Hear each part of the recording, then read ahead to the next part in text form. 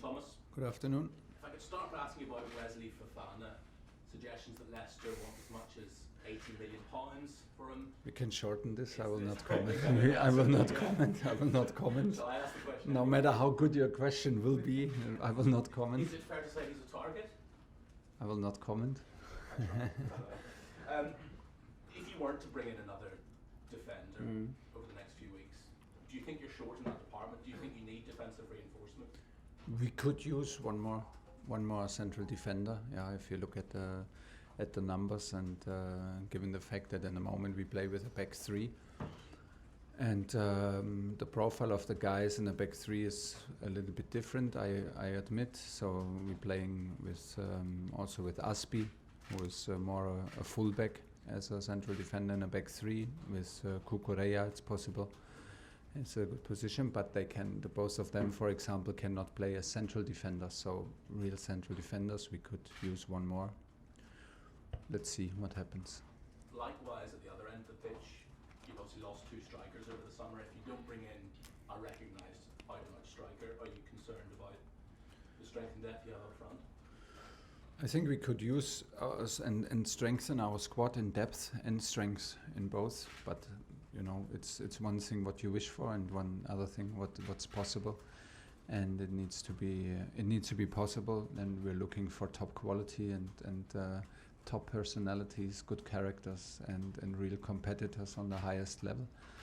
So you don't always get what you wish for, and that's why we are calm and we're ambitious at the same time, and still quite some days to go until the end of the transfer period. And as you know as good as I, everything is possible until the end.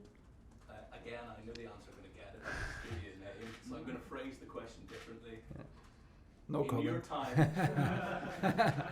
In your time alongside Pierre Emerick Aubameyang at Dortmund, he had tremendous success. Would it be fair to say you enjoyed working alongside him? I enjoyed a lot working with him. It was a pleasure. You know, some, and this has nothing to do with the situation now, but some players stay your players because you were very, very close, and Oba is one of these players. We had a very close relationship, and it's always when we played him here with Arsenal or and an opponent team, it was always straight away this close bond, and they always stay your players in a way, and Oba is one of these guys. Because clearly Mikel Arteta felt he was a disruptive influence, a toxic influence on Arsenal's dressing room.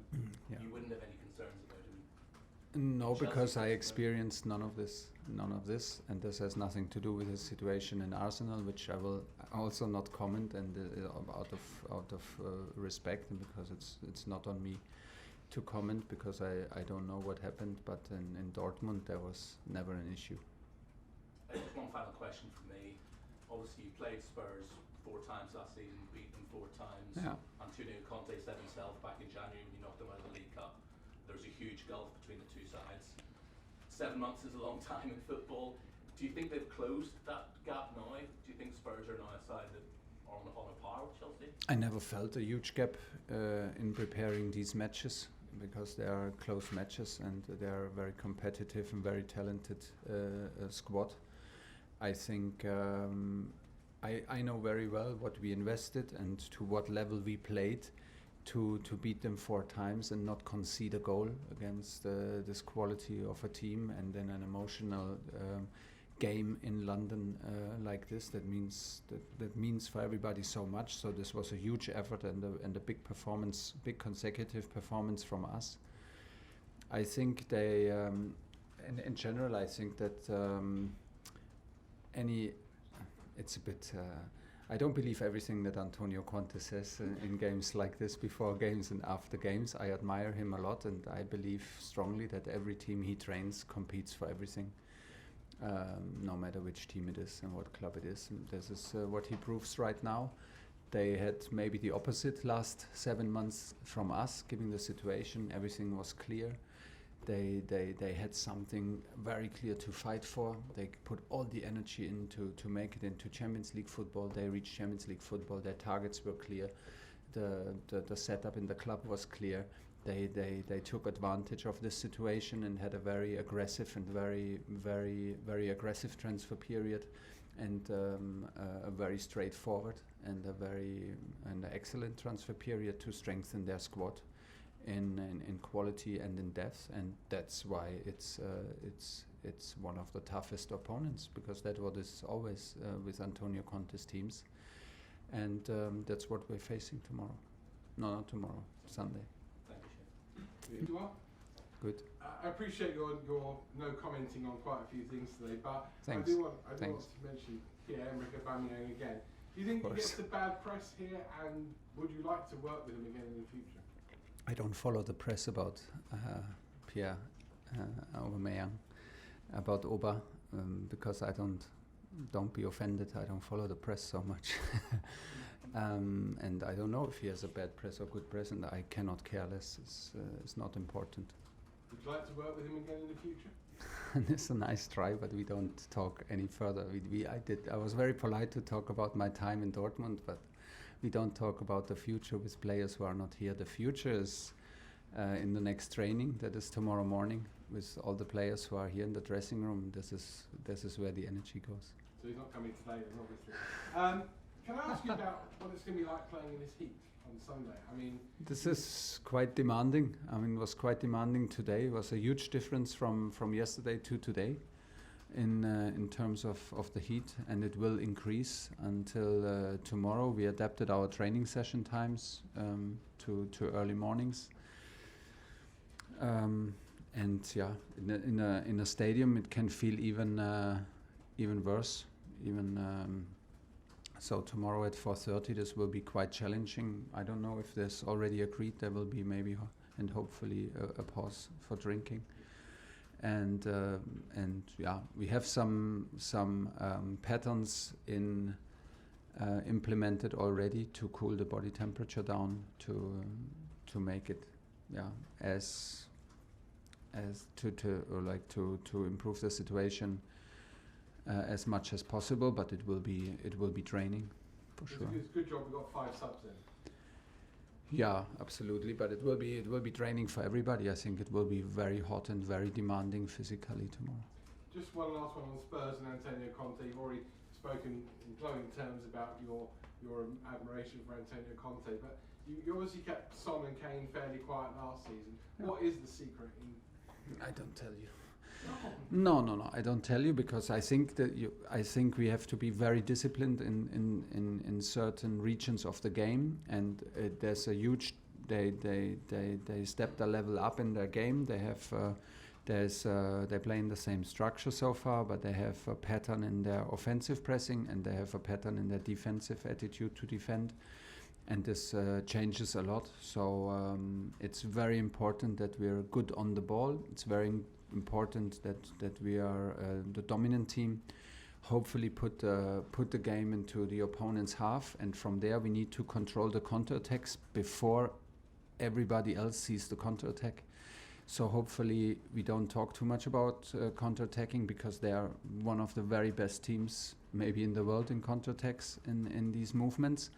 And you are right, we did a fantastic job in closing it down. So the players were unbelievably disciplined and aware of the situations, and that's why we can never lose the structure, and we can never lose our head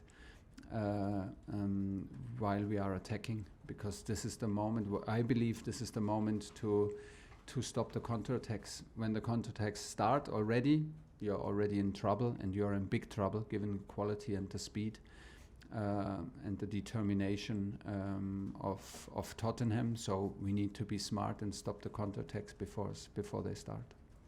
John, BBC. Hi Thomas, on the front, are you confident that you will get the players that you need before the end of the month? And if you don't get the players that you need, is that going to be an issue? Will you be slightly undercooked as a squad keeping? Well, then it is what it is.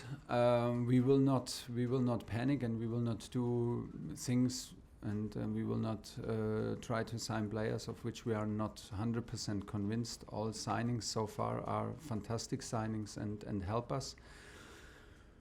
And it's to be very honest, a day-by-day business now to coach the team which is here, and not lose your head as a coach too much about what could be, because what sense does it make if I lose my head now in the office and think about the team with players who are not here. So we are ambitious and we work hard to maybe strengthen our squad further, but at the same time we are calm and all the energy and the ambition goes into the group that is here, and we have still time, and maybe I can answer that question more precisely in September. Can I just ask you one about, obviously Petr Cech has left. How much do you miss his influence around the place, and will he be replaced and asked for someone else to come in to replace him? We miss him a lot. I saw him in the last days, and he knows from me directly that we miss him a lot, and I know that a lot of people miss him a lot. He was on a daily basis here in the training center, and he was the person who lived the values and the attitude, what it takes to be a top competitor for Chelsea day by day. It was very impressive and was a huge help for me. An enormous support that I never experienced before in this kind of honesty, which is maybe his key quality in all his effort, that he's humble and super honest. So it was a fantastic relationship, but we have to respect his decision and need to maybe now we need to sort things out. We need to, like I said before, like everything is new, the line of communication is new, the level of and everybody needs to step up now in the stuff, not only me, in responsibility, where we had Petr before, and from there we go. Okay, we're going to move on to Roger. Can we keep it to one question each now, just to get round here? Okay, can I ask you then about Raheem Sterling, who spoke at length yesterday he gave in terms of where he prefers to play. He said he likes to play, he's always preferred to play from the wings. You played him centrally. Is that where you see his future, or is that until perhaps you do get someone else in, or have you spoken to him about his preferences and where you see him play? I think he should play in the last line, or in between the defensive lines, to drive towards the last line or run through the last line. And he was very, very good in training in this free role as a number 9 and dropping into half spaces. But it's such a lot of quality that there are many spaces to use for him. He can play, of course, from the wing. He comes from the wing and is used to play there. He was very dangerous and had an offside goal and a big chance now from the number 9 position, which was a bit a more free role for him to play, and I liked it a lot. And things are not finished. I mean, he came late into our pre-season, and things are not finished. But one thing is clear: the kind of impact he has physically, mentally, and in terms of quality is huge, no matter from where he plays. One from Adam, then one from Martin to finish. Hi, Thomas. Hi. Do you have any injuries ahead of the game? And obviously Marcus Alonso asked last week not to play. Yeah. Is he in contention to play this week? He is not in training at the moment and tries to finalize his transfer.